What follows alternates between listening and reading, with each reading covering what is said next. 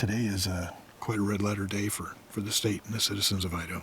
Today is the first day that we've actually been able to legally hunt wolves in Idaho.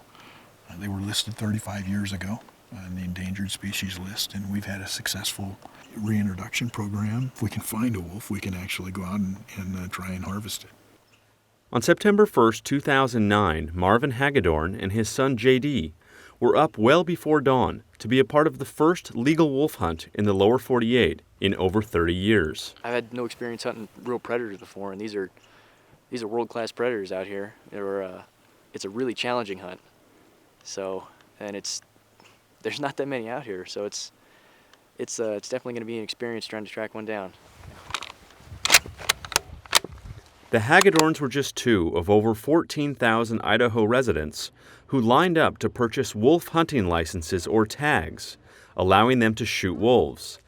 A pleasing prospect for some people. We've been living with the wolves since they reintroduced them. We live in Lowman. We're watching our neighbors run them off of their front porches. They've been killing their dogs, and we're ready to do something about it. With the reintroduction of wolves, big game hunting is deteriorating drastically. They're depleting herds. We have to get rid of them. Some of them, not all of them. It's not going to be easy as people think. I seriously doubt if you'll see that many wolves taken. Well, I'm probably going to have the hide tanned and hung in our restaurant in Lowman.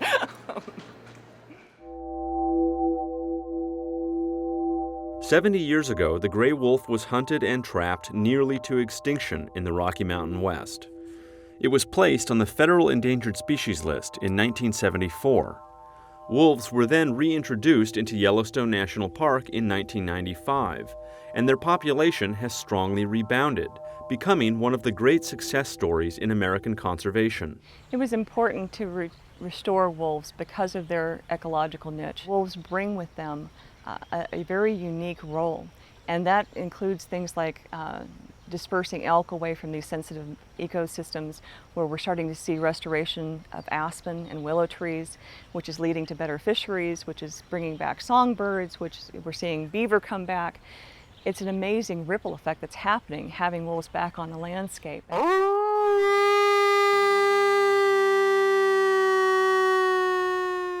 But protection for the wolf slipped last May when U.S. Secretary of the Interior Ken Salazar removed the animal from the endangered species list, a move considered one of the most controversial of his tenure so far. The delisting angered environmentalists, many who thought they had a new ally in the Interior Department after 8 years of what is widely perceived as neglect, if not hostility, towards conservation issues.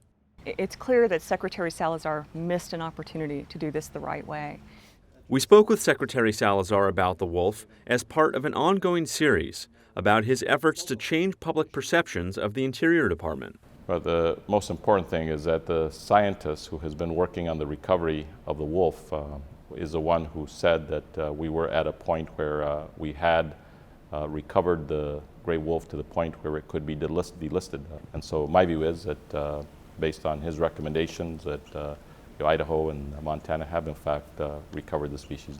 A lawsuit was filed in federal court in August to keep wolves protected. The judge granted plaintiffs a hearing on August 31st and decided on September 8th not to stop the hunt. Farmers in California, they're losing their land, their crops, and their livelihood, all because of a 2-inch fish. Endangered species issues have long been a source of controversy. Farmers in California say they are deprived of water because of a small endangered fish called the Delta smelt. In the 1980s, controversy over the spotted owl stopped logging in the Pacific Northwest. And here in Idaho, the gray wolf debate is as much about people as the animal itself. In the effort to preserve a species, livelihoods are inevitably affected. There's a good set of tracks coming right down the road. John Faulkner is a third-generation sheep rancher here in Idaho. Yeah, it's a ewe. It's one of ours. We lost 29 in this area on 16th of August. And then there's 41 head we never did find. I don't know where they are. That's besides the 29 that are dead. It just makes you sick. That's about all there is to it. Despite his losses, Faulkner is resigned to the wolves' continued presence in the region. And the wolf is here to stay, so we're going to have to live with them. And to do that, if we can get them to where we can use some control efforts, why, we'll be all right. The state of Idaho agrees. The state's Department of Fish and Game, which manages the hunt, set the number of wolves that can be killed to 220, a figure they say will allow the wolf to survive but keep it under greater control. Well, last winter, our minimum estimate for wolves was about 850, and we know through the last several years they've grown on an average of 20% a year. So if you do that math, that comes out to 1,020. Wolves are very prolific. Can breed and increase 30 to 50% per year. That's one thing people are missing. We've reached biological recovery levels in 2002 of 100 wolves in each state and 10 breeding pairs. We're 8 times over those recovery levels right now in Idaho at a very minimum, and after this hunt, if every wolf available was taken.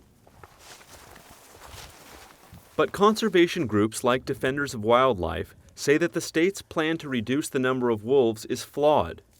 They contend that new science exists that should be incorporated into the state's management plan.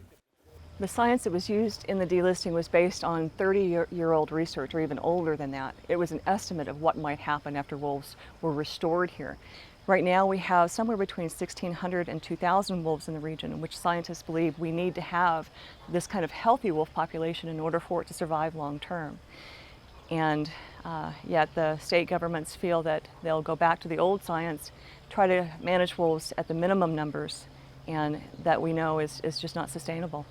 Well, it's nonsense. We're using the best available science. We're the people that have the animals radio collared. We're monitoring them on a daily basis.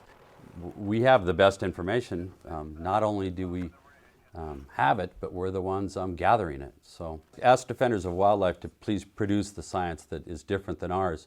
It's just coming out now. It's a bear, black bear.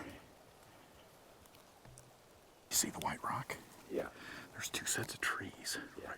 Just going to the right side of those trees is a bear. The precise answer to what should be done with the wolf is as elusive as the animal itself. At the end of the hunt with the Hagedorns, not a single wolf was shot or even seen. In fact, at the end of the first week of the hunt in Idaho, just 3 wolves were taken in the entire state. Meanwhile, the hunt for the wolf goes on, much to the disappointment of those who have long fought to protect it. Having the hunt start now under a plan that threatens their survival is devastating. It's it puts all of this in jeopardy, all the work that we've done to try to bring these animals back.